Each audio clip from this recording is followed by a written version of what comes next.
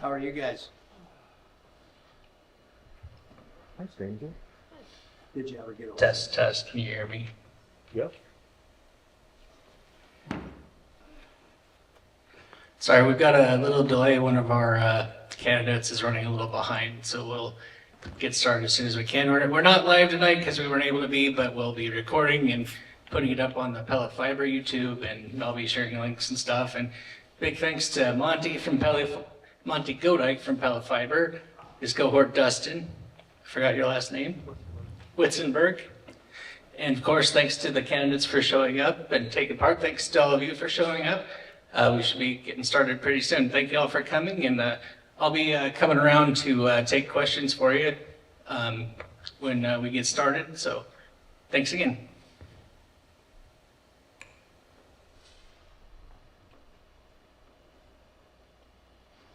We fight back after this short commercial break. Right. Yeah.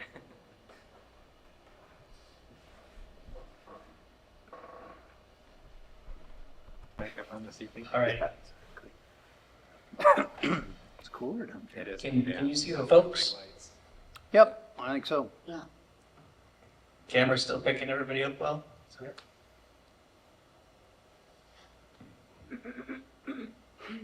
Zach, you know any good Republican jokes? Believe it or not, I typically don't make too many political jokes. Oh, okay, all right. Folks, this will be really old fashioned, because we don't have any lights aimed at that particular space, so I'll give you a spotlight. Awesome. If I can keep up. So, don't move too fast. Thank you. Good. Councilor Butler was gonna fill in some time here recapping the council meeting for us. Perfect. First of all, I would sure appreciate if more of you would come to city council meetings. And I know they seem dull, but we're trying to pick it up. Bob, this way. We're trying to pick it up. So last night we had a report from Jim Mueller on his comments on the airport and the airport master plan. As you well know, probably by now, the regional airport is dead, and the only thing left to do there is to get Pella's approval and Oskaloosa approval to proceed with selling the land. And then that money will go back to the FAA. The FAA said that they will equitably divide it up between Pella and Oskaloosa for use at our current airports, and that they are not going to approve any other money spent until that gets cleared up. So either do that. The master plan will include everything that we foresee the airport needing in the next 20 to 30 years, Got Mike over here. which is a longer runway, a wider runway, a taxiway, a crosswind runway, and we need to purchase some more land, and there's just a lot of amazing amount of detail with the FAA. The second thing that was of big interest on the agenda was urban renewal plan for Central College, and that's a very big plan. We approved the urban renewal plan area, but it does not obligate the city to do anything else. No money, no taxes, nothing. So now it's really up to the Central College team to, oh, Bob's here, so I'll cut short here. It's up to them to bring the plans forward. And the final thing is that this new tax law on property tax is still not understood by even the people that have to administer it. They're working on it, and we'll know more in a few weeks. The League of Cities is going to have a webinar, and we'll try to publicize when that is so you can sit in on that.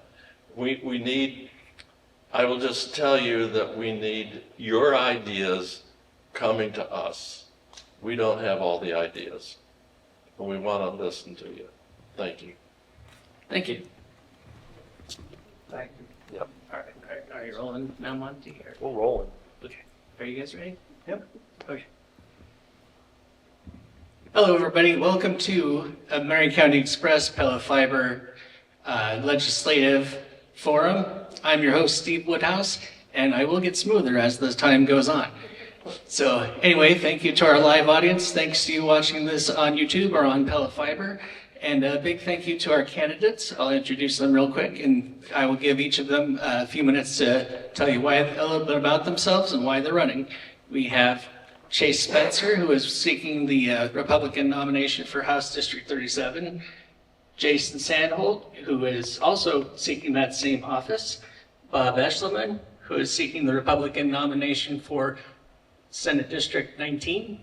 And Zach Meekum, who is a Democrat seeking the election to the House District that the other two. Senate District 19. Oh, excuse me, the Senate District.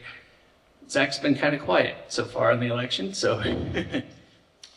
Anyway, thank you all for coming, and why don't we start here with Chase?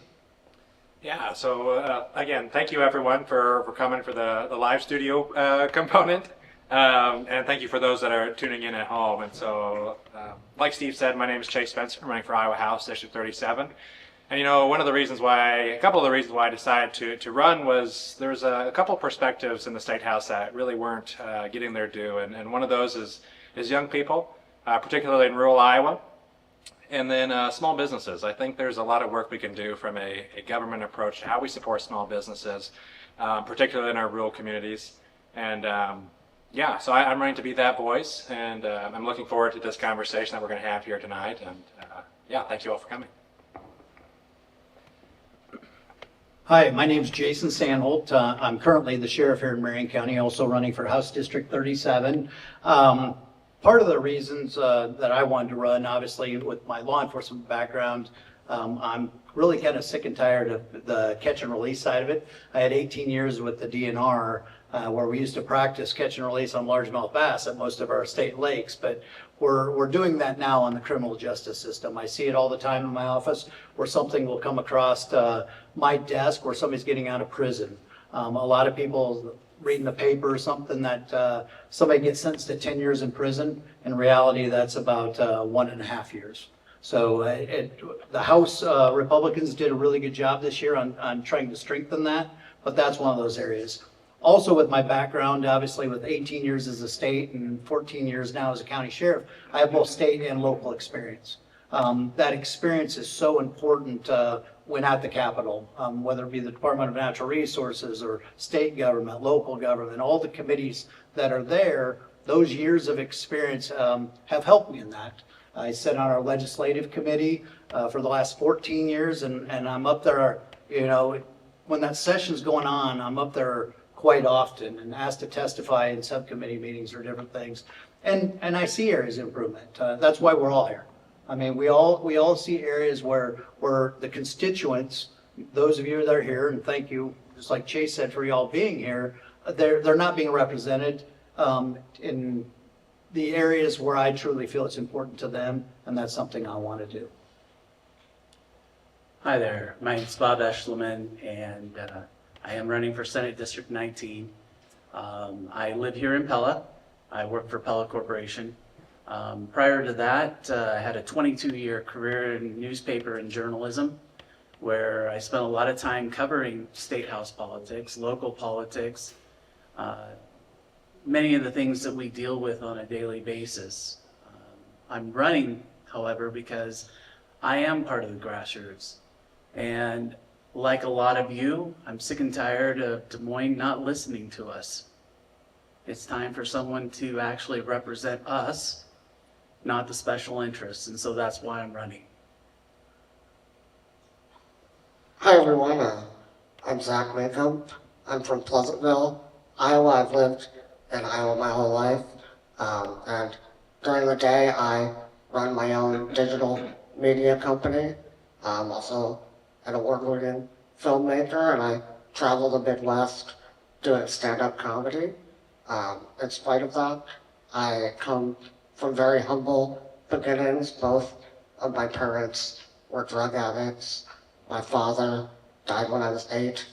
I know what it's like to rely on public support, and I'm very proud of where I am in my life, coming from a background where the odds were really against me, especially with my disability.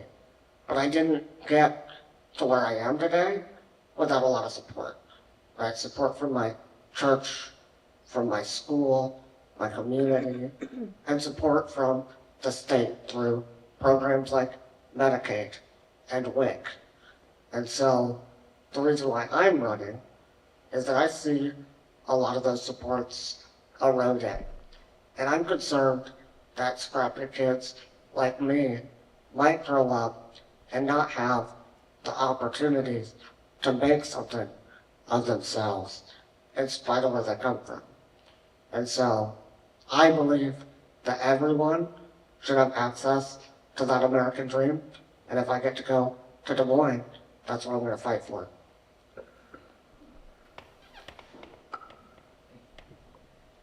Thank you, everyone. And I did forget one special thank you, Arvin Van Zanti, who's running the lights for us tonight. The spotlight kind of threw me off, so we'll try to do better. And I forgot to tell the studio audience here, you know, if you have a question, just raise your hand or something. I'll come over and share the mic with you. But Zach, you were talking about Medicaid, and I know that education is the biggest expense at the state level right now, but Medicaid costs continue to rise for Iowa taxpayers. What would you do to help keep those under control? We'll start with Zach and we'll go down the line. Well, my answer is going to be counterintuitive, and the reality is if you look at the hard numbers and the data, the reality is Medicaid privatization has become more expensive than it was when it was ran by Health and Human Services. Health and Human Services had a 4% administrative cost. The administrative cost under Medicaid privatization is a lot higher because there's a lot more rejection rates. So there's an appeal process that's involved with that. There's court costs, right? Because people with disabilities have rights, and they should have rights to make those appeals. When Medicaid was privatized, our rejections and appeals, according to Rob said, went up 900%. And the reality is, as a person who receives Medicaid, I see this. I have to fight my private Medicaid providers every day just to get the care I need. The last time that I had to get my plan renewed, they asked me if anyone had tried to wean me off the ventilator because they didn't want to pay for it. And that's the kind of things that we're dealing with under a privatized Medicaid system. Yeah, so obviously, coming from my perspective, I'm not sure that going back to DHS running the program is necessarily the answer, as much as we need to start looking at how do we not only make the program more efficient, but we also make the quality better. Like Zach said, there are a lot of issues that are tied to the current system.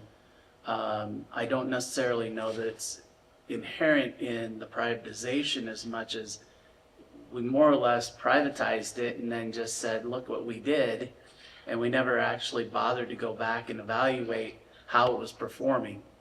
And I think that's what we need to do.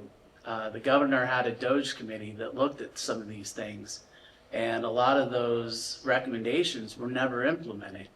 I've got a draft piece of legislation that would look at not only the DOJ recommendations, but also looking at taking some of the elements of what I do for a daily job at Pellicorp, where we're constantly looking at ways to improve processes. We're looking at constant improvement, continuous improvement. And I want to apply those to the DOJ recommendations and to the budget process to make it more beneficial to every Iowan. I think one of the biggest things too is, and both Zach and Bob both kind of touched on it here or whatever, but the state system, I spent 18 years with the state, and there's a lot of areas of state government that can be far, far more efficient and effective. And that's one of those things that I want to do when I get up there, is truly look at the the different, whether it be state programs, state departments, all the different areas of that state, because we constantly talk about lowering taxes, which we all want lowering taxes, but we also really have to look at the efficiency of state government.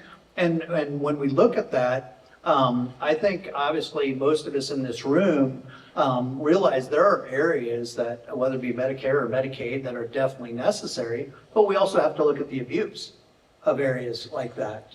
And I'm sure that I'm not an expert in regards to how much abuse there is, but you can look at our state to the north of certain aspects of how state government can be not as efficient is maybe the easiest and nicest way to say that as I can or whatever, but there needs to be a hard look at state programs and make sure that it's going to the people that truly need it and not those people that don't.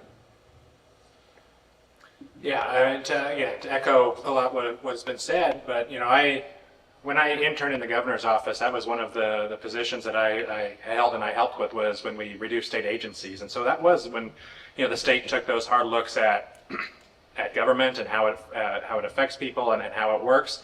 But like Bob said, it's time to review. There is not a single piece of legislation that feels like we got it right the first time.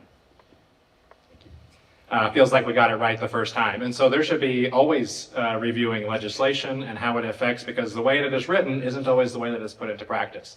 And so that's something we need to be looking at consistently with efficiency.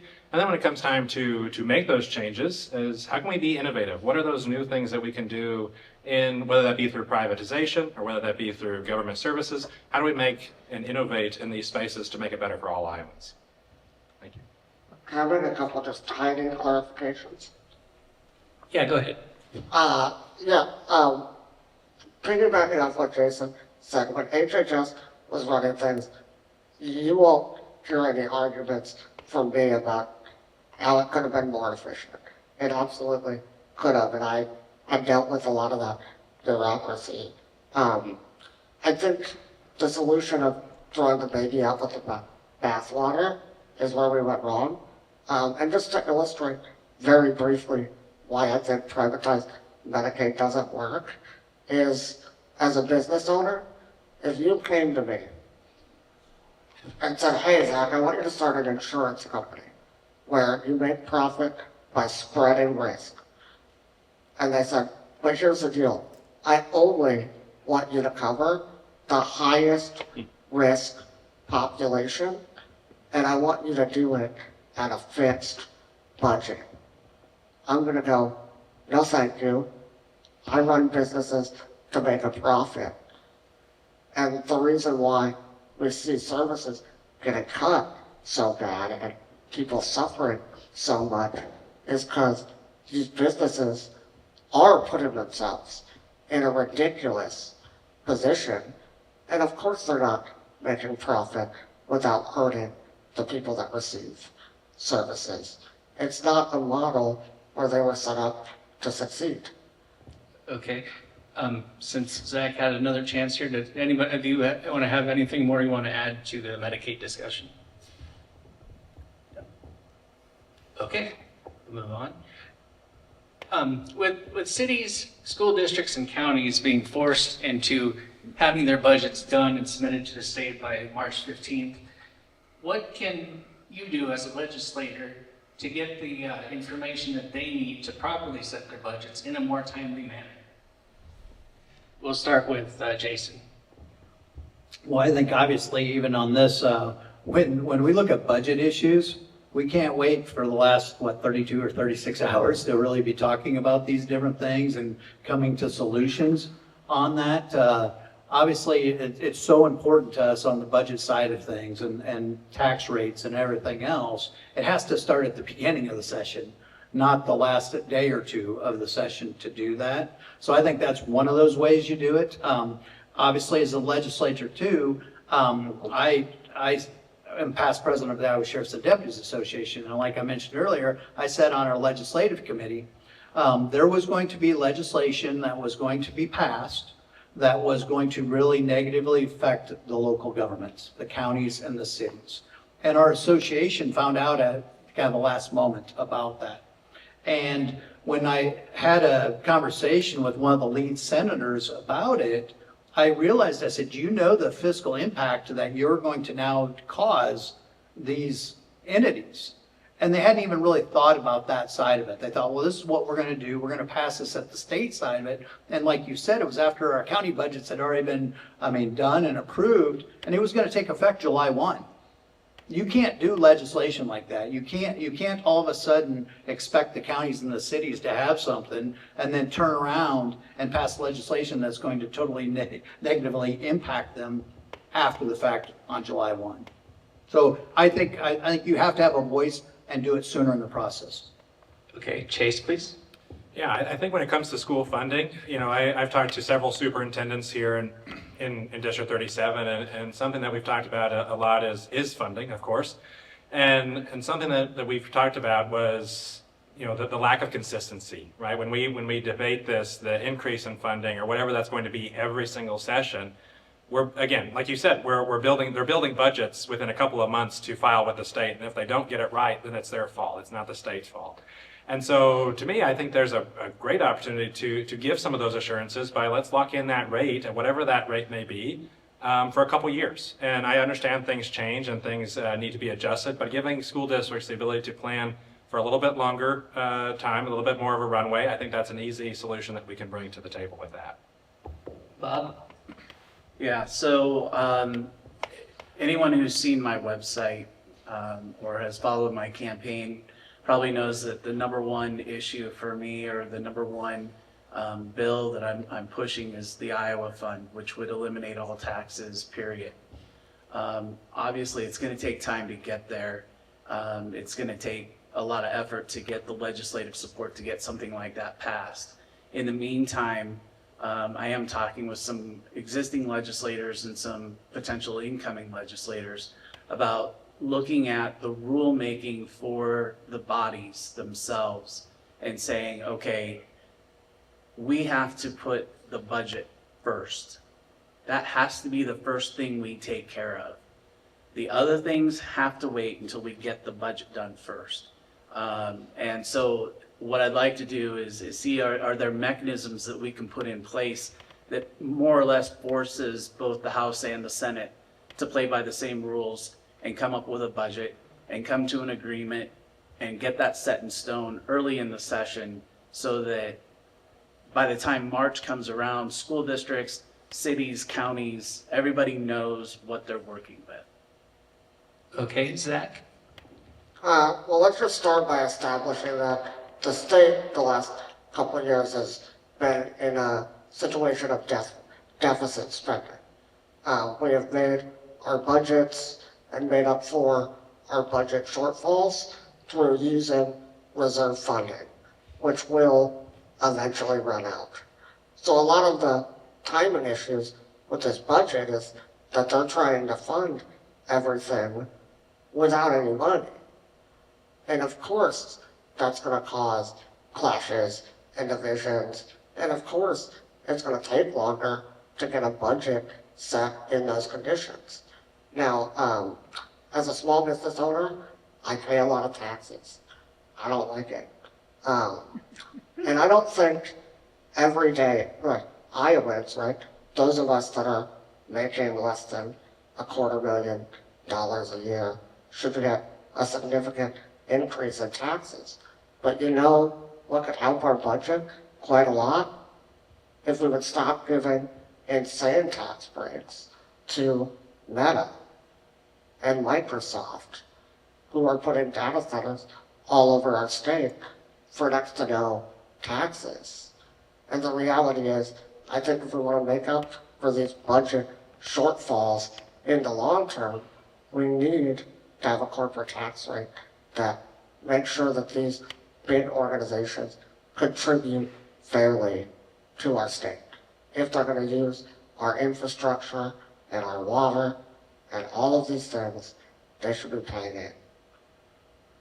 Thank you. We'll start this next question with Bob. Iowa has managed to hold its sales tax and gas tax consistent. The last time they were increased were earlier this century.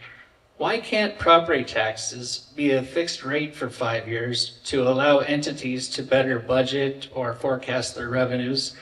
Or why can't property assessments be done less often, or at least have property values stay consistent so that people can budget properly? So that's a multifaceted question. I'm going to start with the assessment part. Effectively, assessors in the state of Iowa have absolutely no oversight and work with a blank check. That's just a matter of fact. There's a compensation committee that decides this is how much we're going to pay you, this is how much we expect to get, and the assessor goes out and starts doing their thing. I know people who have seen triple-digit increases in their property valuations in a matter of just a couple of years. That's ridiculous. To get to the tax side of it, you know, the Iowa Fund Plan would actually freeze property taxes in the first year and reduce it by a percentage each following year until they're at zero. It would do that by taking bond money and the rainy day fund, which unfortunately we're spending too much of already. And it would invest most of that money and use the rest of it to fund state and local government. As it's going year by year, the amount of money available increases because of the return on investment. And we keep rolling that investment over and over and over, so that at the end of 50 years, the Iowa Fund has over $2 trillion, trillion with a T, not B.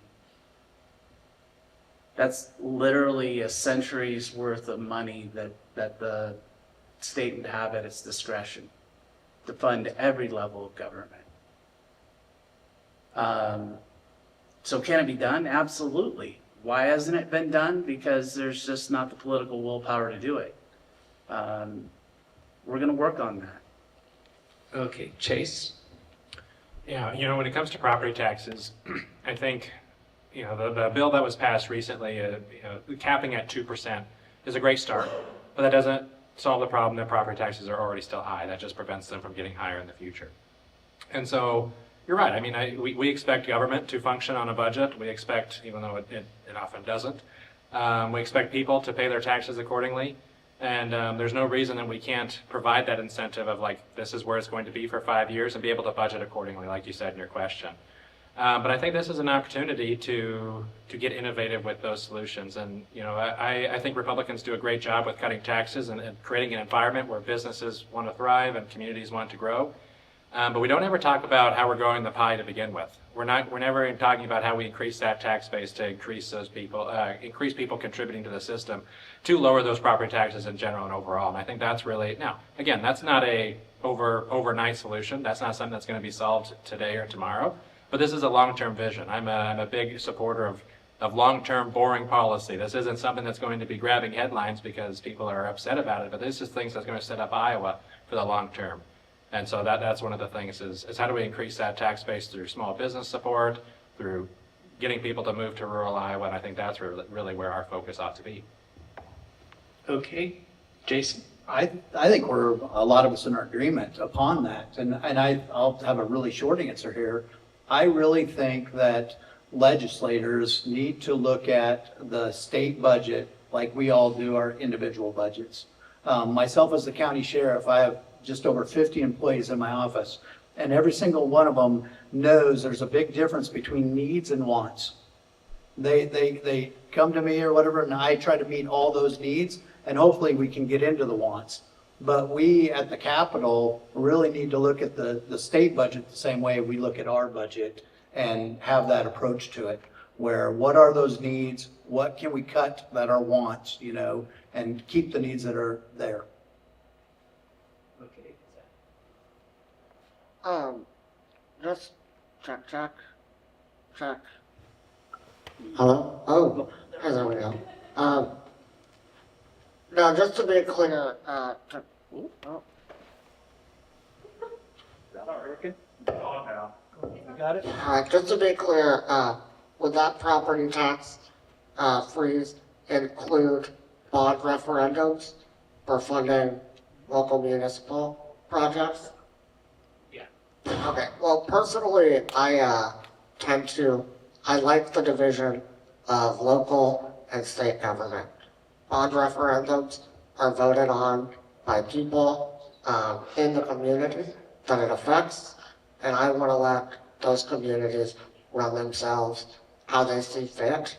And I think that's important for all of you here, because, you know, some of those people that live way further away from Des Moines might not have as much access to their one state rep, but they are going to have access to their city councilman. And there's also more access to run for city council. And so I like to keep that authority within city and county government. So that way they can make the decisions that's right for them, and Des Moines isn't deciding how they should run and live their lives. Could I just add a clarifying comment? Sure. I don't believe anyone up here is suggesting that we would get rid of local control. You guys all agree? Yeah, with that? I agree with that. So we'll go back to Chase to start with this next one. There's so many government programs that have grants available and other kinds of things that larger cities seem to have an easier time gaining access to than rural communities that can't afford like a city manager, city administrator. So what would you do to help out those smaller cities gain access to some of that extra revenue to help them possibly grow? Yeah, that's a great question. So, and I deal with this a lot so my day job is I run the entrepreneurship centers at Drake University. And so we work with grants all the time, and particularly with entrepreneurship. But you're right, you know, when it comes time to, I'm obviously a big proponent of rural entrepreneurship, and when it comes time to go find those grants and those opportunities, they're rather lacking. Now, I will say that Iowa Economic Development Authority, or IEDA, is making strides in that arena, and they are moving that way. But it's a lack of knowledge. It's a lack of how do we encourage those cities to take advantage of it. Sometimes those restrictions that we put on it are a little high and a little shooting over the moon to get to where they need to go. And so I think that comes down to how do we make it work for those communities rather than, you know, again, like we've all talked about, is it doesn't make sense to make those decisions at the State House. We need to look for that support and that feedback from local entities. If there's a community that's looking for those grants and those developing small business or whatever that may be, we ought to be asking for that input from those small businesses and those communities. And so I think that just comes down to, you know, you asked what would we do about it. I think that comes down to directing state agencies to make that a priority.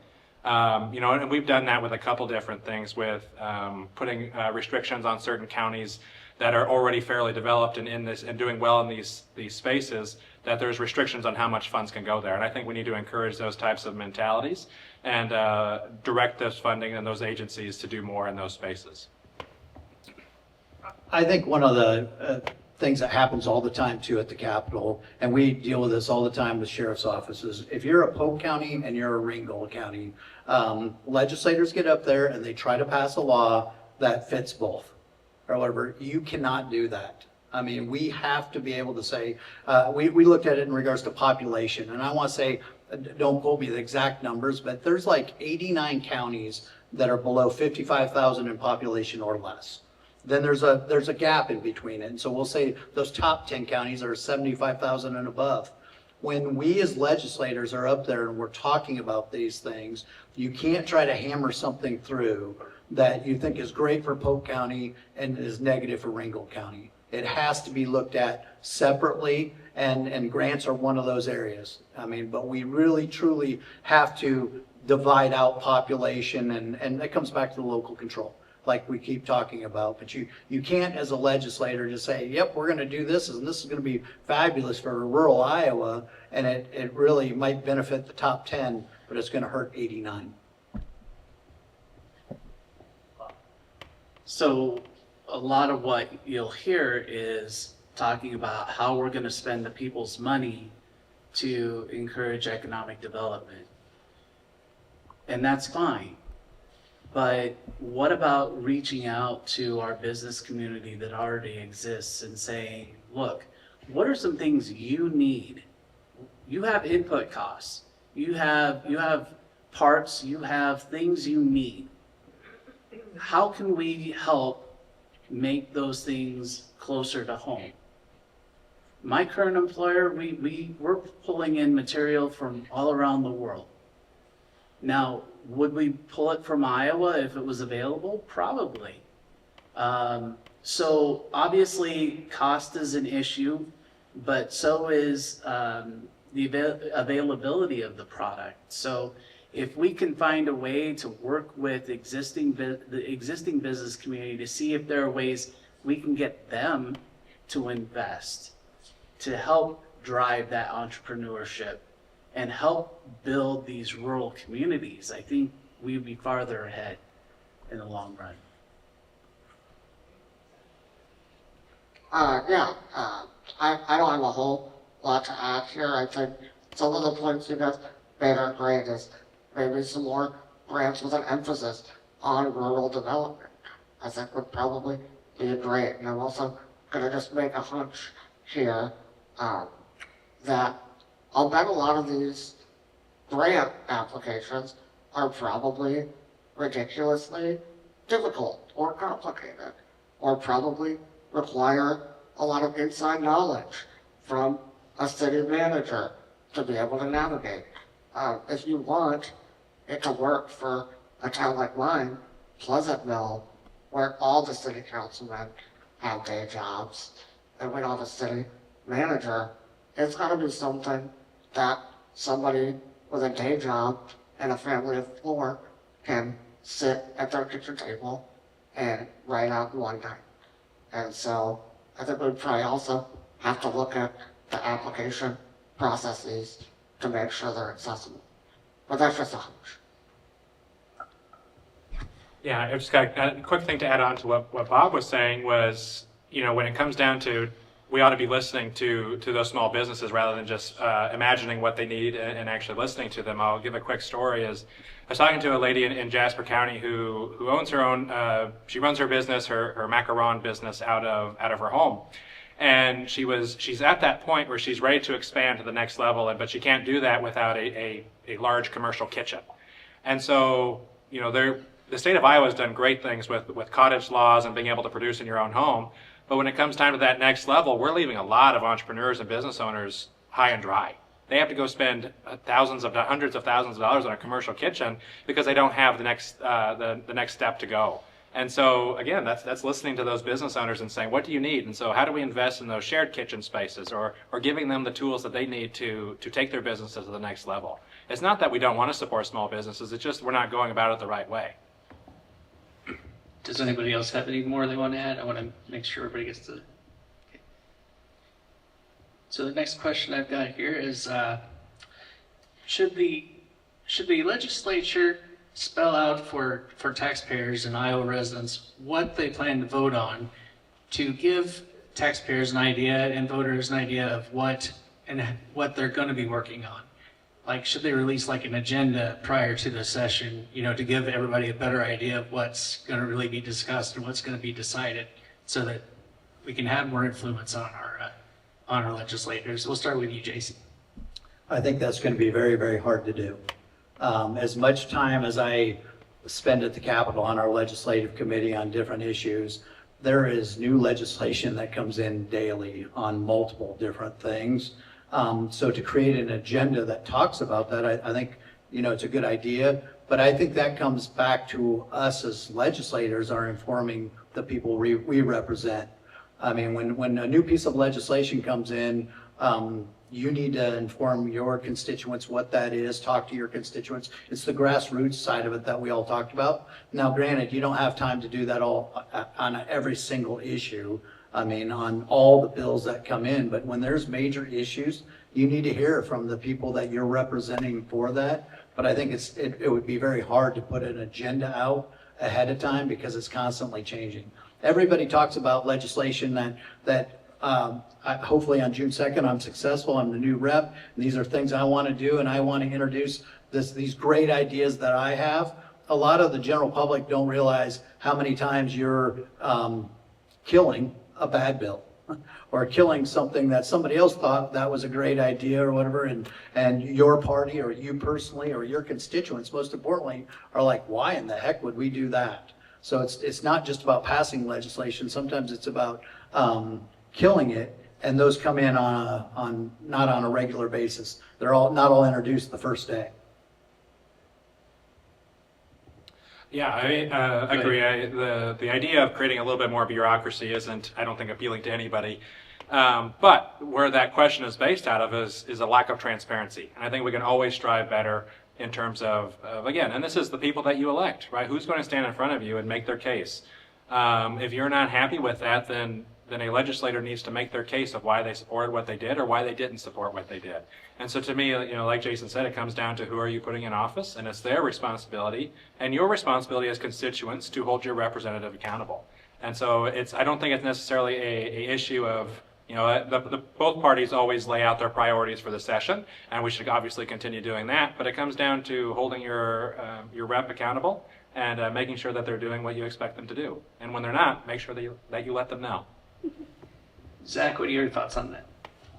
I would agree on the lack of transparency, and I also understand where they're coming from about the difficulty, because I do a lot of advocacy at the Capitol, and some days, just finding the bill number for something you heard a rumor about being introduced yesterday is difficult in and of itself. I think one thing that we can do to make things more transparent is to have the things that are a matter of public record be a little bit easier for those that want to be engaged to find and look into. If you've ever been to the Bill Book website on the Iowa State House, it looks like it's from 2003. And there's no reason for that. It's just, we have the technology to make these things accessible without any additional reporting, because this is all a matter of public record, but it really just involves moving into the 21st century. Yeah, I don't even use the bill book anymore because there's actually a phone app that you can use that's far more efficient and actually sends me an alert when a bill is coming up for a debate or a committee hearing. So yeah, the bill book absolutely needs to be updated. Additionally, however, getting to the transparency issue, when the sunshine laws were written, when the open meetings laws were written, the legislature specifically created its own exemption, saying it doesn't apply to us. It applies to all the other levels of government, but it doesn't apply to us. That's not fair. Now, I will grant that caucus meetings need to remain private. City councils, school boards, county supervisors, they all have the ability to go into closed session to discuss things. They can't take action, but they can discuss things. They can make decisions about how they want to act, but they can't actually take the action until they're back in open hearing. Now, you could do the exact same thing with the state legislature. If a brand new bill's been created, I don't have a problem with saying you've got to wait at least 24 hours to be able to have a hearing on it. You can't create a bill and then 20 or 30 minutes later have a hearing on it. It's just not right. The people have a right to be heard before their legislators take action. So there's a lot that could be done within the rulemaking framework again. And that's stuff that is being talked about and will be talked about a lot between now and January. And the whole issue of the caucus, whether that should be open, that's come up at a couple of other primary debates that I've attended this season. So I wanted to get the rest of your thoughts on that as well. Zach, what are your thoughts on the caucus? Should they be open to the public? think, even the like party system that we have, I'm fine with it being the way that it is, that, you know, we all have our separate events and we have our privacy for, you know, it's voter privacy at a certain point, I think. So, yeah, unless I'm thinking of something different, I'll be well read in on this particular issue. But what I was talking about was like when the Democrats meet with all the rest of the Democrats in the state house, and the Republicans meet with all the rest of the Republicans. Those aren't open to the public. Do you think those should be? Oh, actually, yeah, I think, one, I think that they need a live stream camera back in committee meetings at the House as well. I do think that, there's merit to that, yes. Anything that's going on at the Capitol should be accessible to the public. I mean, I'm okay with caucus meetings being closed. I think it serves as an opportunity for both parties to hammer out where they feel like they need to be on an issue. And if there's detractors, by all means, like that's something that is up for debate on the floor, and you should be able to say those in committee meetings and subcommittee meetings. But I do think they serve a good purpose of being able to put your thoughts together as a party and show some unity. And so, yeah, I would be fine with continuing it being closed caucuses. I agree with Bob and Chase. I think it's something that I'm all for transparency. I think that's, the public wants transparency, but I kind of use the analogy that, you know, even family disputes. I mean, do you want all your family disputes, I mean, aired out in front of everybody? And the answer is probably no. I mean, there's certain things that need to be done behind closed doors, and you work to those solutions or whatever, but they may not be your neighbor's business.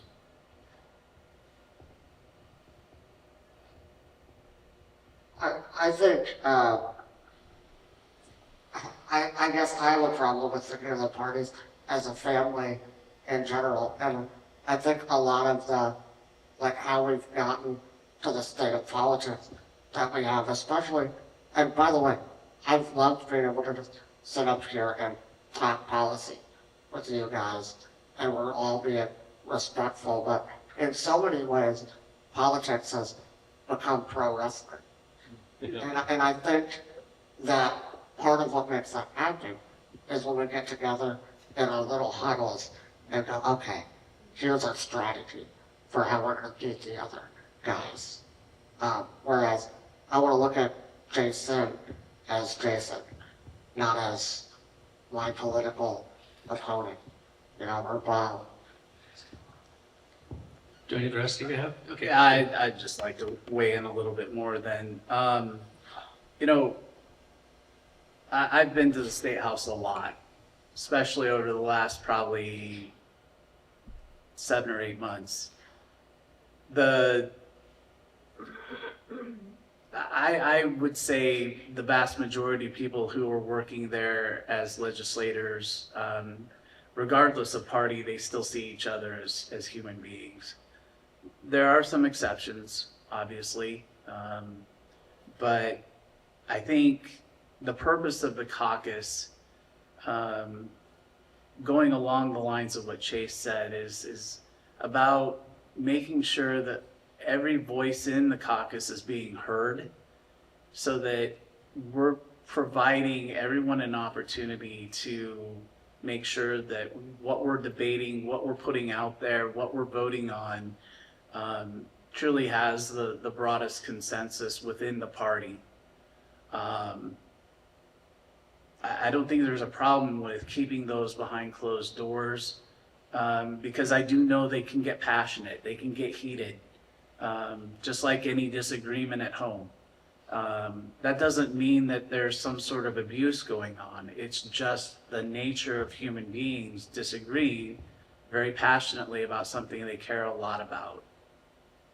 And same thing with Zach. I mean, and I appreciate, I think in response to Zach's side of it, you know, I truly believe the most effective legislators are those individuals that can have the discussions behind closed doors, but be human enough, be man enough, be woman enough, whatever it is, to be able to still have the discussions across party lines with the other sides and to be able to have good conversation. So I think that in order for government, society to be effective, you have to be able to have dialogue. Chase, do you have anything more you wanted? Yeah, I mean, I think we've gotten to a consensus on this, but to be quite blunt, if these conversations don't happen in a caucus, they're going to happen someplace, right?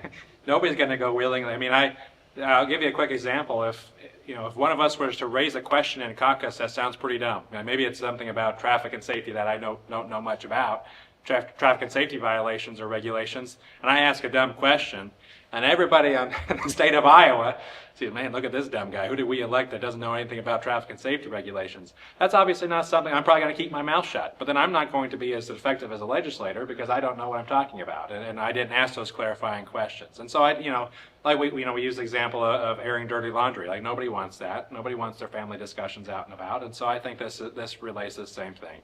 But like Jason said, the most effective legislators are able to put those partisan things behind them and have those legitimate discussions as human beings.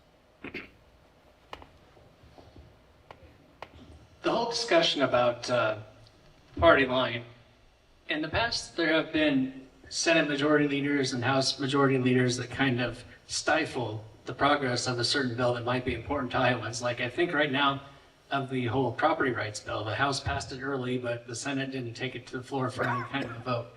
So what's your stance? Do you think that we should have a majority leader that can have that kind of power and control everything that gets voted on the floor, or should there be a mechanism to say, okay, well, we're going to put it out there no matter what? We'll start with Bob. Yeah, so obviously we have an issue in Iowa with Senate majority leaders who have the first name Mike. We had Mike Gronstall for a number of years who ruled the Senate and essentially the entire legislature with an iron fist. Now you've got Mike Klimesh, who's doing essentially the same thing. And who's hurting? The Iowans. It's not legislators that are hurting. It's not Republicans that are hurting. It's not Democrats that are hurting. It's Iowans. We've got Iowans who are losing their farmland to corporate interests because the Senate couldn't get its stuff together. Point blank. We had a majority. We had a supermajority. We couldn't get it accomplished, even though it's one of the primary planks in the Republican Party of Iowa platform. That is disappointing on a level that I can't even articulate it fully. So should we have more controls over what the Senate Majority Leader can and cannot do? I don't know. Maybe we put the Lieutenant Governor back in charge of the Senate. I'm open to a lot of ideas. And like I said, we are working on rule-making mechanisms in the background, talking about how do we address this so that we can make the legislature function more like grown adults.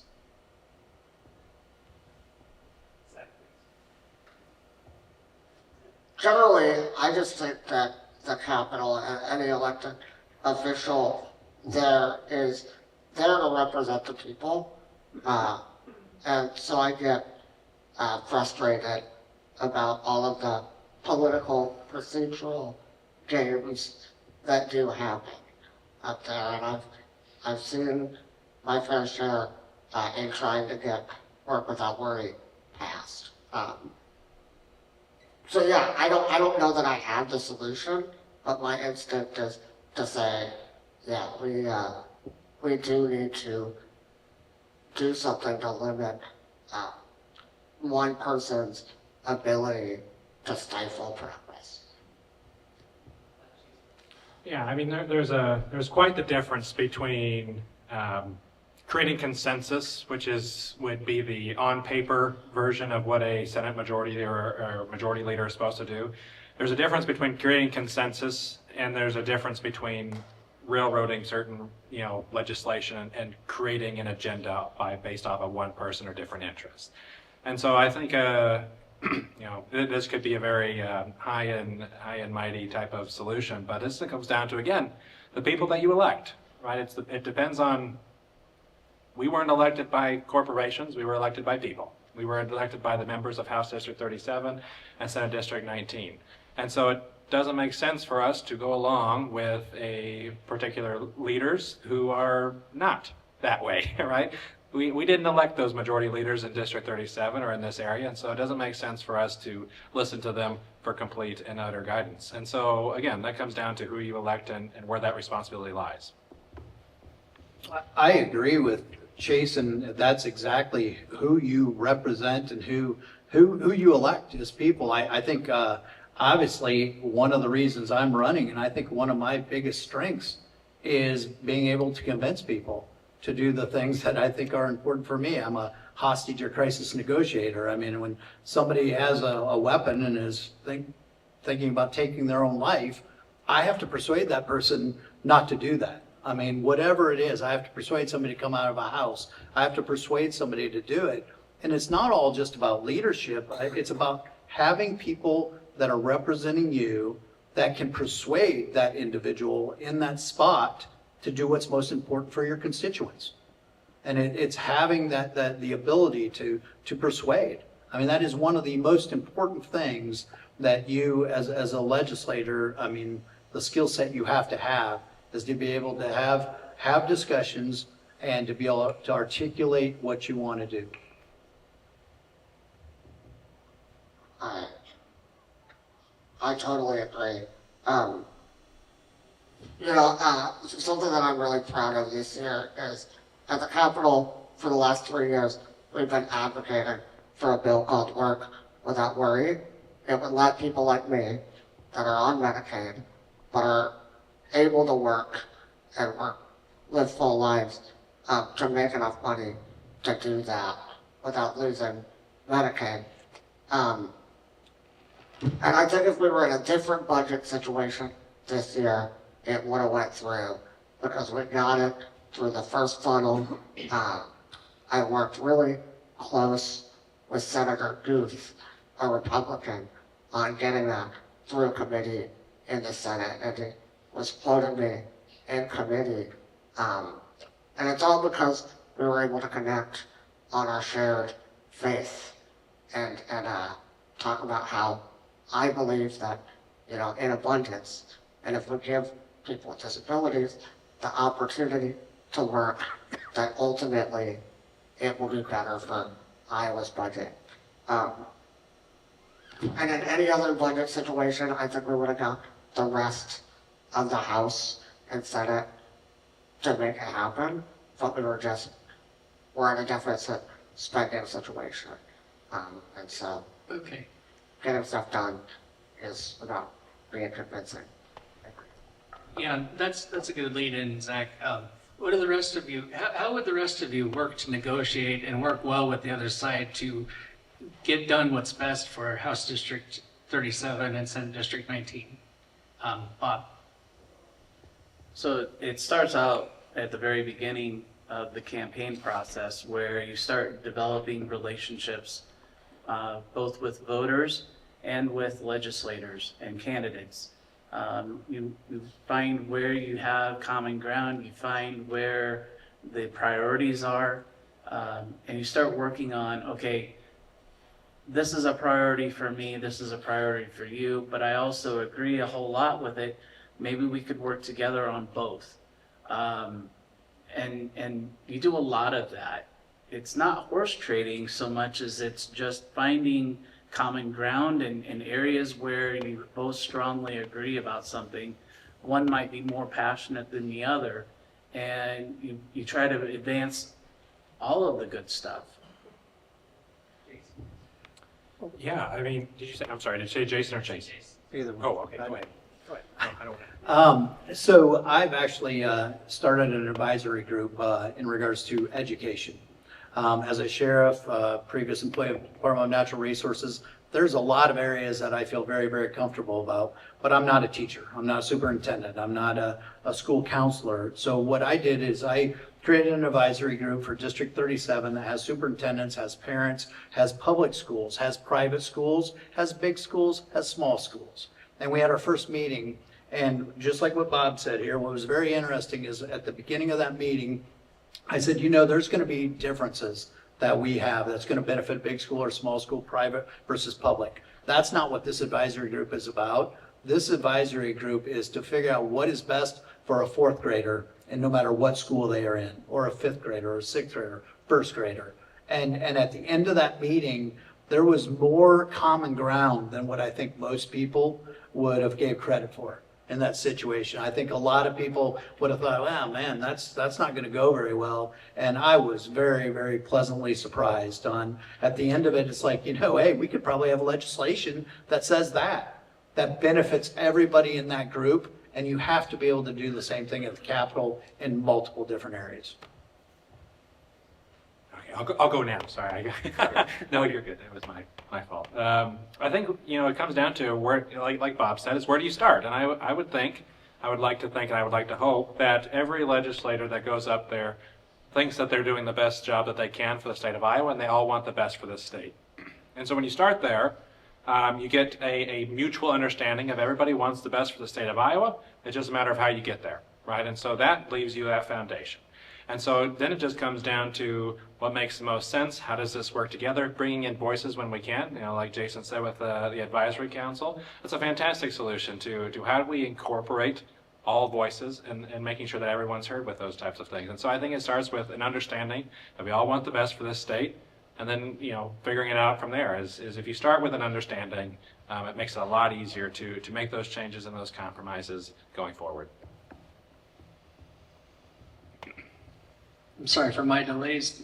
My wireless microphone keeps interfering with the speaker, so I'm trying to keep it off in between questions. So, but we've had a lot of discussion about how the state is deficit spending right now, and of course, the past couple legislative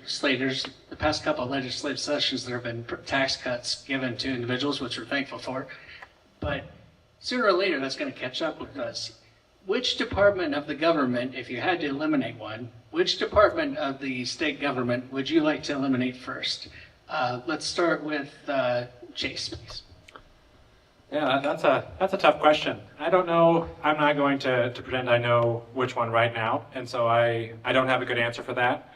But I think it's an opportunity again to look at where are those resources being used. You know, like I said, when the governor trimmed down from 37 state agencies down to 16, that was the start. And I think going back to that is how do we make sure that we did what we intended to do, and how do we continue those processes? And so I don't have a particular agency that I would say, but I think it makes sense to look at everything. Always have a good look. Always review the legislation and the objects that you passed, because you don't always get it right the first time. And things change. And so it makes sense to review it and revisit. I think that I agree with Chase on this, that you have to look at all the departments. I think you really have to look at where are duplicate services, because there are areas in state government that there are duplicate services. And that is a problem for the taxpayer. I mean, when we're paying multiple different areas or multiple different departments that are doing 80 or 90% of the same job together or whatever, that doesn't make a lot of sense. Just because we've always done something, you have to really, truly be innovative. I mean, and look at those areas, but it's not just targeting one and only focusing on one, because it may be, I get up to the Capitol and there might be an area that once I'm educated on it more, might be even more of a savings. So I think you truly have to look at all of state government in general. Yeah, so to specifically answer the question, my answer would be none. But the reason why is because I think there's enough savings that can be captured just simply by looking at inefficiency, duplication of service, and opportunities where actually moving to a private provider will actually improve the service. I've got a package of bills that I've already created that are kind of talking point pieces for future meetings as we get closer to January, where we're going to talk about efficiency and duplication and eliminating all of those and trying to move services when we can to something that's more efficient and a better quality for the customer, for the taxpayer. Right now, the rough estimate from those 8 bills in the package is right around about $250 million in savings. I'm gonna agree with these guys. I think we need a scalpel, not a buzzsaw. But since they already said that, I'm gonna pander and say the IRS. Amen. I would also, I mean, in your question there, you talk about elimination. And, you know, and I talked about duplication or whatever, but I think you also have to look at regionalization. And the regionalization maybe not be getting rid of a whole department per se or whatever, but there's areas that can be regionalized that will save, I mean, a ton of money, but you still can do the services that they normally do. So I think that's, and that's not, I know on the whole Doge side of things, or it's, you know, eliminating certain elected positions or do different, I mean, combining counties or this or that. I mean, our constituents, I've talked to a lot of them door knocking or whatever, and it's like somebody doesn't want the recorder's or treasurer's office to leave their county because they go in, they pay their taxes, they get their vehicle registered, they do those things that are there, and they don't want to drive 30 miles away to do it somewhere else. So it's not, I mean, like Zach said, it's more of that scalpel approach, but there are areas that can be regionalized and save millions of dollars. Yeah, just to clarify real quick, you know, the Doge recommendations that I've been looking at do not touch the county consolidation. They don't touch the merger of agriculture and DNR. It's looking strictly at those components of the Doge recommendations that we're looking strictly at removal of duplicated services and improving efficiencies. What I would say, however, regarding regionalization is we have to be careful when we look at that too, because I very distinctly recall the so-called regionalization that we were going to do with Iowa Workforce Development and the Iowa Works kiosks that were supposed to be all over the place. Well, it didn't happen because it was a relatively good idea on paper, but it got poorly executed. And as a result, there was no support for IT, and people that were providing the service weren't getting compensated for it. And the program just died in a matter of months. So we have to be careful when we talk about regionalization to make sure that we're actually making it fit what is needed for the community and for the area that we're trying to serve.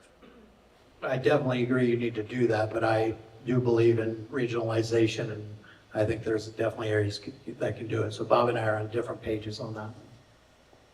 Anybody else have anything to add on that?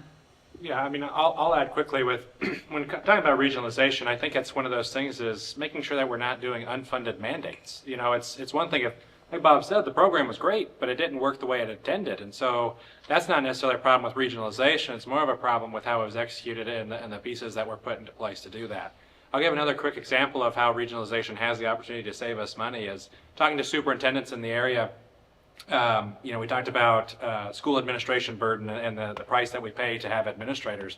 And there's a couple of schools in our districts in our area that are sharing those administrative costs. And so, you know, if they need a very highly specialized special education director, for example, they can share that with multiple districts. And so it may not be a full-time position at, for example, Pella Community School District, but it maybe they share with Pleasantville, maybe they share with PCM. And so that's an example that works. Now, granted, in theory, that sounds amazing, but it's also built on those human connections and those partnerships that you make with the people. And so just because it's regionalized and because nobody is footing the entire bill doesn't mean that it's going to have its issues, and it's not going to take some work to make those actually do the way we intend them to do. So, And I just want to be clear, I'm not opposed to regionalization. I just say we need to be careful when we do it. I think one of the greatest examples of regionalization that we had was the area education agencies. You know, if you have a student in your rural Iowa school that's blind, and it's one student, you don't need one TVI or a teacher for the visually impaired in your school. You call the AEA, and they come to you. And so that was a great cost-effective way to handle the burden of providing specialized special education services to school districts across Iowa. And so I think talking about regionalization, we'd be remiss not to mention the cutting of the AEA budgets and how that's really affecting special education services in these rural communities. But I would come back a little bit on that and say, again, it was both sides in the AEA discussion are essentially taking a cookie cutter approach to the issue, as opposed to having true freedom, where if a school district needs to be able to reach out to another school district or to a group of school districts and try to create a mechanism by which to provide the services, they can do it. Just saying, okay, every school district has to be part of an AEA and they have to only get their services from the AEA, well, that's basically the same problem we have with just completely removing AEAs from the equation altogether. See, that kind of touches on the next topic, which Chase brought up, was unfunded mandates, because I follow all the school boards here in Marion County, and there just seems to be a lot that they have to spend money on because of state requirements, and all the discussions about the sharing. I think our boards here locally do a great job of sharing resources when they have them, to be honest with you. I mean, they could do better, maybe, I don't know. But there are incentives for sharing and stuff like that already. Do you think we should do that more? Or do you think that, that should be left up to the schools to find their own and the state stays completely out of it? Jason, please. I think we need to get rid of a lot of unfunded mandates. We in the sheriff's office have, unfunded mandates, or when the advisory group I was talking to you about education, it's like, how many people have to be trained in a certain area on a yearly basis that really only 3 out of the 30 that are receiving the training actually touch the area. Those are those areas that, because of that certain aspects of that training or what's required or whatever, it's like, yeah, if there's a specialized training that's needed or whatever that 3 of the teachers are dealing with, give them the training, make sure they do the training. But to have 27 other teachers do that, it's taken away from teaching. And you can see that on multiple different areas of city government, county government, public schools, or different things. So I think there's a lot of unfunded mandates that really need to be looked at. And how often do you provide the training? Who do you provide the training to? So, yeah, I'm all about looking at unfunded mandates and cutting them. Yeah, I mean, I think it comes down to one of those things of, if you, the legislature and the state legislature coming up with things that sounds good on paper, but maybe doesn't get it put into practice the way that they think it ought to be. And so again, that's just engaging with the people that work with these issues and these problems every single day, and getting that feedback when the bill is written, and then also following up. This has been a kind of a common theme of listening to constituents, which heaven forbid political candidates do that. Listening to people that elected you, but then also going back and reviewing what worked and what didn't, and making those adjustments as necessary. I don't disagree that we shouldn't have unfunded mandates, but I think we should just fund these things. Especially, going back to special education. This is such a big one to me, because school districts left on their own to fund some of these special education services, the really expensive ones that involve assistive technology or updating their schools to accommodate certain disabilities, hiring paraeducators, or making sure those paraeducators are properly trained to deal with the students that they're working with. Not only is that the right thing to do, all Iowans deserve access to a free and appropriate public education, but that's the law also, is that people like me deserve a fair and appropriate education. Like Chase, I went to Drake. You know, I was a proud Bulldog, but I wouldn't have made it if I didn't have supports through my local area education agency. So I'm not advocating for removing those mandates, nor am I advocating for unfunded mandates. I'm just advocating that we make sure that our schools are providing the necessary education, public or private, to all of our students, and that they also have the resources to do so. Ultimately, what's going on is anytime the government provides a service, it has to be paid for, whether it's being paid for by state money, county money, city money, school district money. At the end of the day, it's all our money because it came out of our pockets in the first place. Now, since 1996, it's been illegal for the state government to enact an unfunded mandate. But we continue to do it year after year after year, and they're piling up. And guess who gets to fund that unfunded mandate? We do. So the state government gets to say, yay, look what we did. We cut the budget. But did you really? Because guess who's still footing the bill? We are. I have a bill. You're going to hear me say that a lot, so get used to it. I have a bill that actually would ask the state government to start evaluating these unfunded mandates, actually looking for them, reporting when they find them to the General Assembly, and saying, this is our plan for getting rid of them.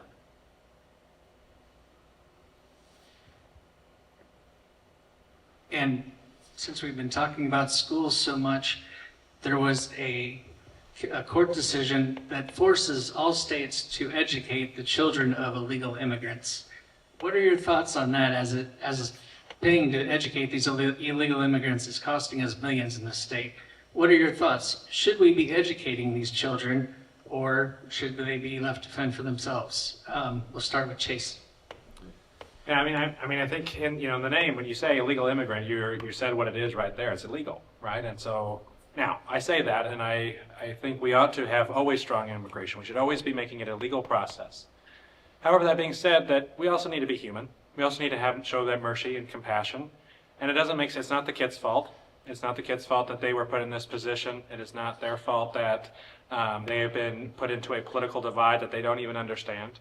And so I do think that it doesn't make sense for us to completely rid our school districts of that, but we need to make that a stronger case, right? We shouldn't be in this position in the first place. We need to have strong protections against these types of things. And but again, being human, these are human beings, and we ought to be considering them as such. I'm obviously been in law enforcement for 32 years, and your keyword's illegal. And it's not, I mean, I agree with the compassion side of it, or whatever, and being compassionate, how you do things. But once again, I mean, we come to the state to the north of us or whatever, there was probably individuals that benefited from fraud up there. And if you look at the compassionate side of it, it's like, well, those people needed this, or when that was a compassionate service that was being provided or whatever. But I think the law is the law, I mean, on certain sides of it. And if something needs to be changed, you change the law or whatever on that, is my answer. Yeah, so maybe I'm the bad guy here in the group, but my compassion is to compassionately send them back where they belong. You can do that kindly, you can do that gently, and we have no business or no need to be funding the education of people who aren't supposed to be here, period. All right, first off, I think we need to define the term illegal, because when we're talking about undocumented immigrants, the vast majority of them enter this country under legal circumstances.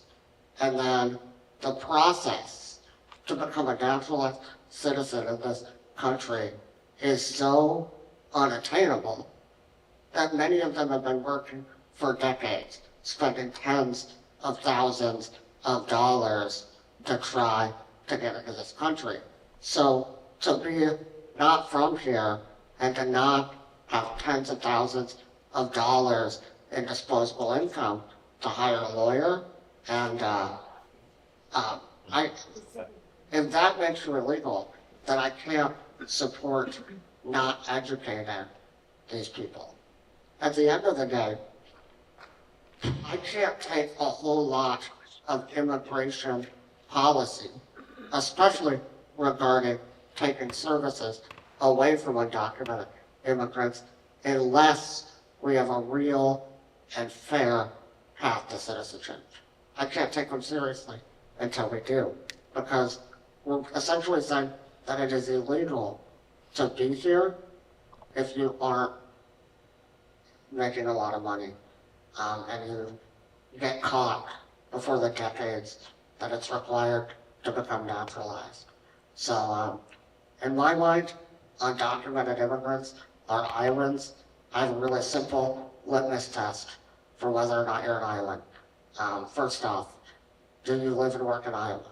So you can answer yes to 2 of the 3 of these questions, you're an island. Do you live and work in Iowa? Have you lived and worked in Iowa for 5 or more years at any point in your life? And do you like ranch dressing? If you can answer yes to 2 of those 3 questions, you're an Iowan. And I think you deserve an education, if that's true. I guess I would just add,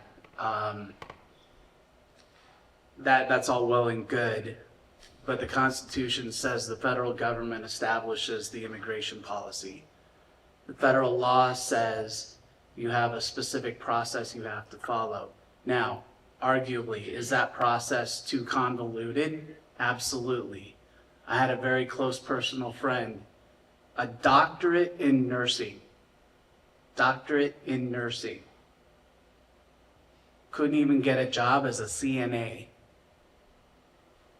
because she wasn't born here and no one would sponsor her.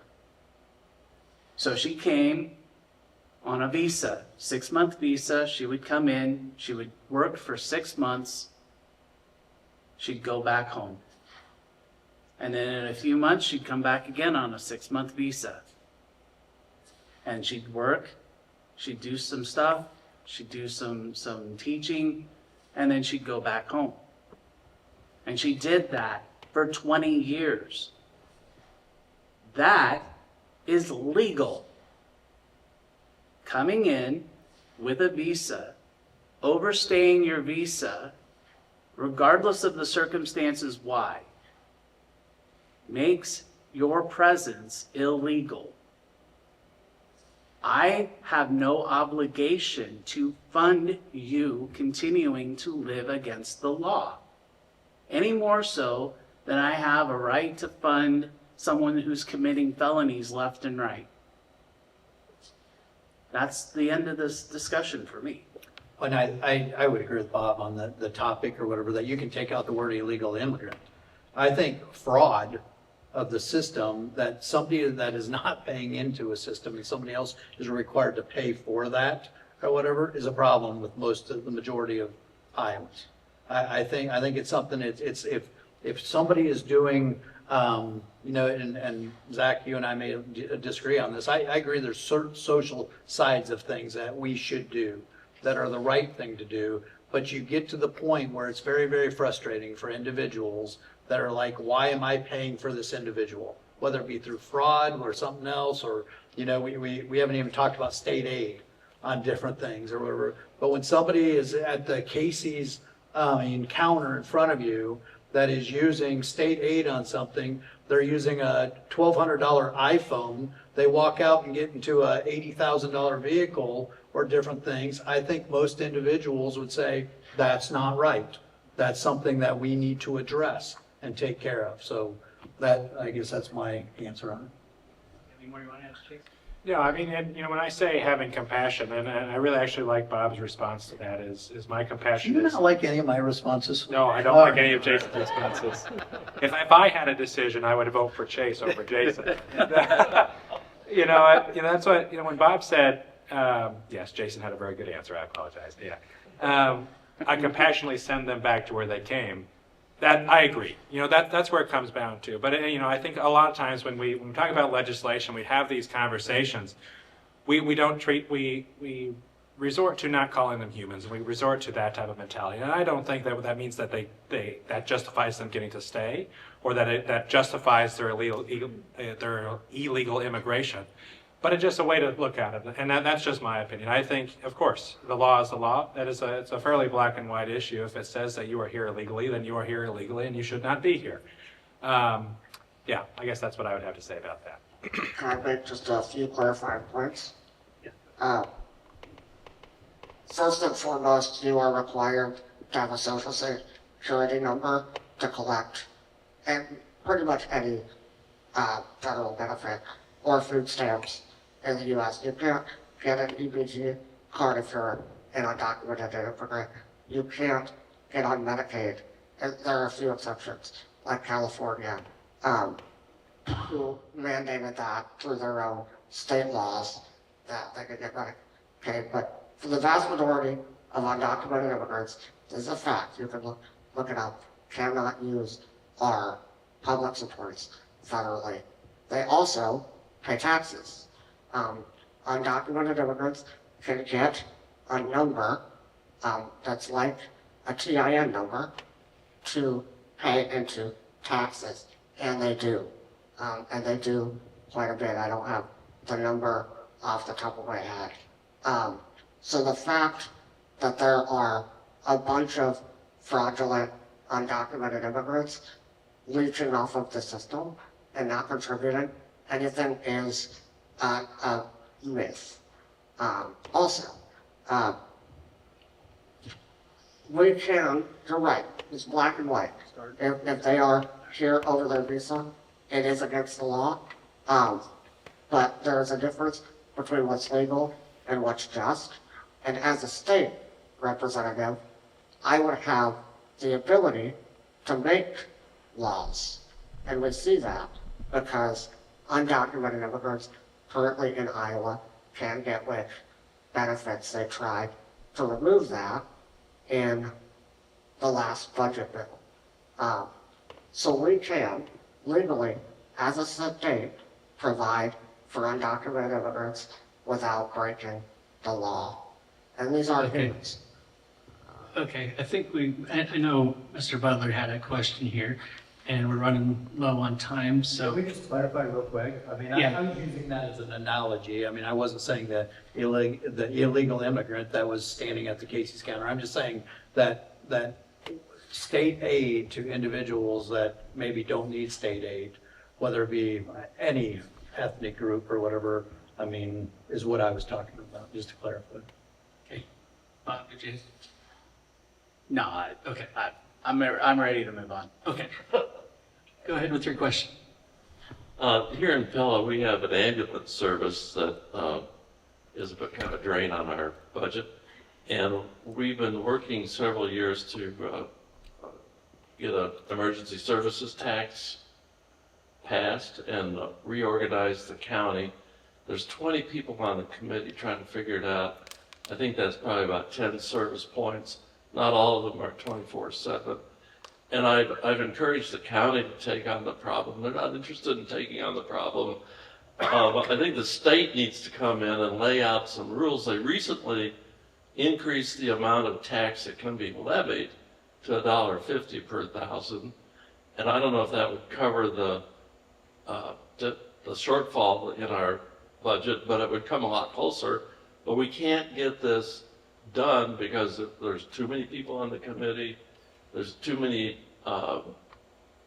Anyway, I think the state needs to step in and tackle this because it's a problem in many, many counties. Why don't we start with you, Jason, since you're pretty. Well, I'm very familiar with this, so I was going to let somebody else answer first. And so they don't use my answer. I mean, but actually, there does need to be legislation changed in it, whether it be 422 or 357. Both of them right now, I don't think I'm on, but I think everybody can hear me here. The problem with it is you're right. There's a lot of good people that are on that committee, but there's also the old saying where there are certain meetings where minutes are taken and hours are lost, or whatever. And this is one of those situations that when the discussions are there, I'm a big supporter of volunteers.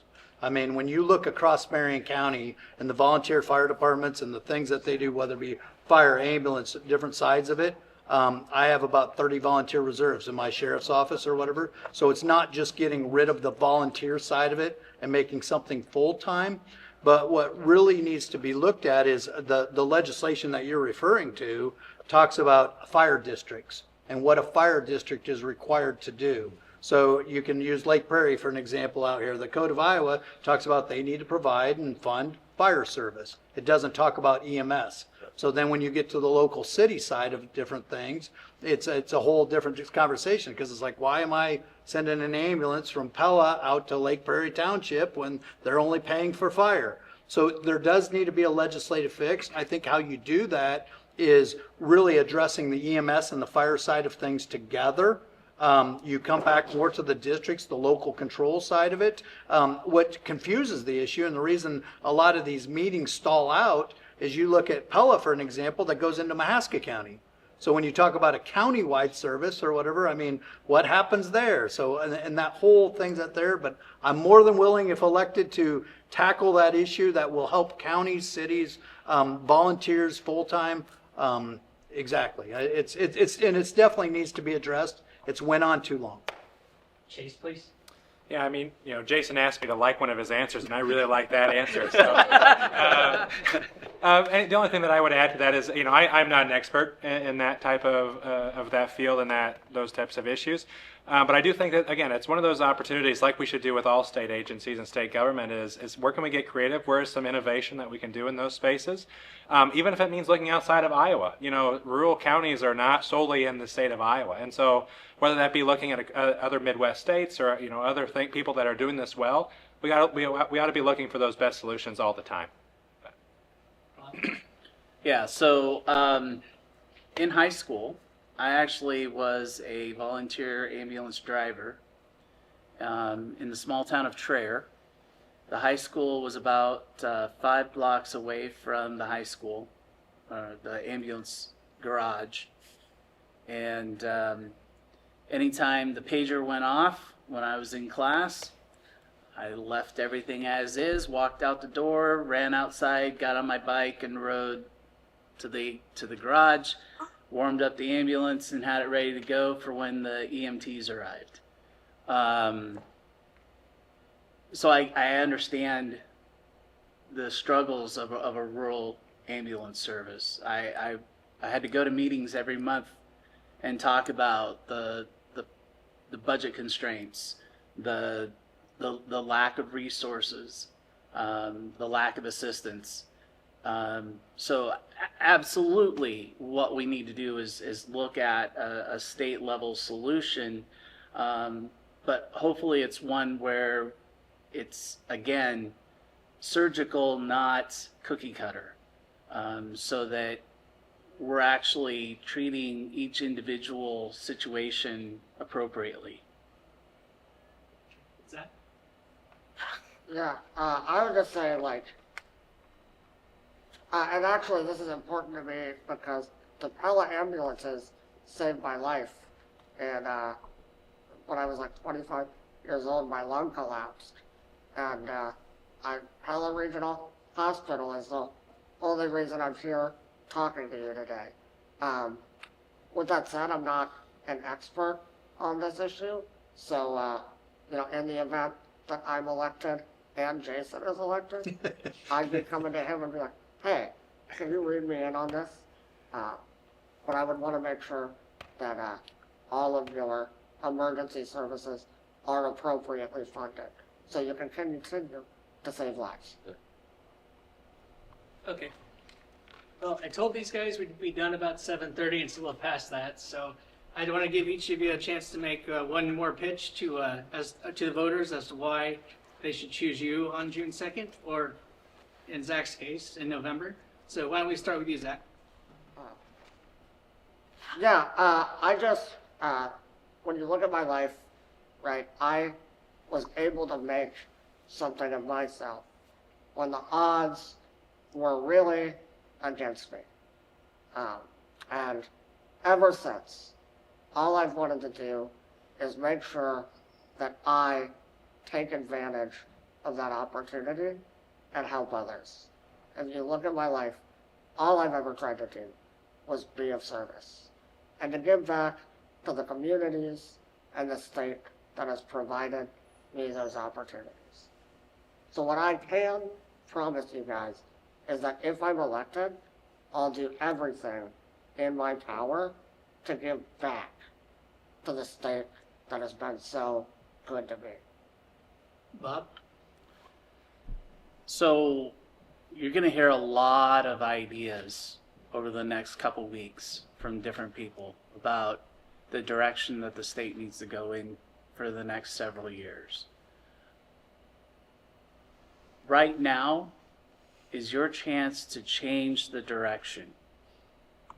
If you don't like the way things are working right now, you will not have another opportunity for another 24 months to make that change. Go vote June 2nd. Doesn't matter who you're going to vote for up here, just vote. I'd like you to take a look at my website, bob4iowa.com. Read the bills that I've got drafted there. Look at the things that I'm working on to try to help the entire state of Iowa. I hope that you would agree that there's a lot of things there that would be of great benefit to us all. And thank you all for showing up tonight. Thank you for watching, and God bless us all. Jason? You sure you don't want Chase to go? I actually, I've thought a lot about this answer in regards to what I would say, what I would do. And Chase and I have actually got to know each other a little bit more recently than what we did before. And I have nothing bad to say about Chase in regards to, I think he's a great young man. But I think the true difference is experience. I think that's the issue that I used the example the other day. Somebody was asking me, what's the main difference between you and your opponent? Or we both have degrees, we both have college educated, we're different. And I said, it's those years of experience, the different things that I've had to deal with in my life, whether it was when the 18 years with the state, whether it be the 14 years now as the sheriff, on that, those experiences are so important in life. And that person that was asking me that question, I said, I have a beautiful daughter that's a surgery nurse at the Pella Hospital. I have a great son that's a park ranger out at the Corps of Engineers. And I said, they are fabulous kids. I love them to death, but they don't have the experience to represent us, the constituents at the Capitol, in my opinion. Chase is going to disagree, and I mean, on that side of it, but I think that's the main factor that people really have to look at is what are those life experiences? What are those career paths? What are the different contacts, the different relationships, the different things? And it's nothing against Chase. He just hasn't had the time to develop those or have those things that I've had. And so I think that's the biggest difference between the two of us along those lines. And I once again, just like Bob said, I want to thank you all for coming. I want to thank you all for watching online because it is very important that people get out and vote. And you truly vote for the people that you want to represent you at the Capitol, that have your best interests at heart, and in my, I guess, opinion or whatever, that have the well-rounded experience to do that. Yeah, like Jason said, we've gotten to know each other a lot better. When you run against somebody, you really never know who they are. But we've had an opportunity to engage with one another, and I think either one of us would serve the District 37 very well. And that, he brings up experience, and that's fair. And so, with that being said, I wouldn't have ran if I didn't think that I had something to contribute. I wouldn't have put in the time the past couple of months to go talk to voters, to engage with you in this capacity if I didn't think that I had experiences and ideas that could serve this state and this district. And so, of course, and I admire Jason's service to our state, but there's some ideas and there's some innovation that we need to bring. And I think that I'm the person to do that. And I think with the, my background and although my experience, as Jason, talked about, it is shorter. There's some opportunities with my work in entrepreneurship, with my internships at the State House, and that young person perspective that I think can make that difference. And again, I humbly ask for your vote on June 2nd. Regardless of if you vote for me or not, show up on June 2nd. This is important. Showing up matters. And I hope to serve you for foreseeable future. So thank you all. Well, I just want to thank everybody again for coming out. Thank you everybody for watching. Thank you candidates for taking the time and for even running, because that takes a lot of courage and a lot of work. That's for sure. So. Well, and thank you to obviously Steve for you putting it on, and Paulo Fiber for covering it. That's also, it's good that for individuals that couldn't be here tonight to have that opportunity to view and watch and different things too. So thank you for inviting us. All right, you're welcome. And thank you, Monty. Thank you, Arvin. And thanks everybody else for joining us. Thanks. Thank you, David.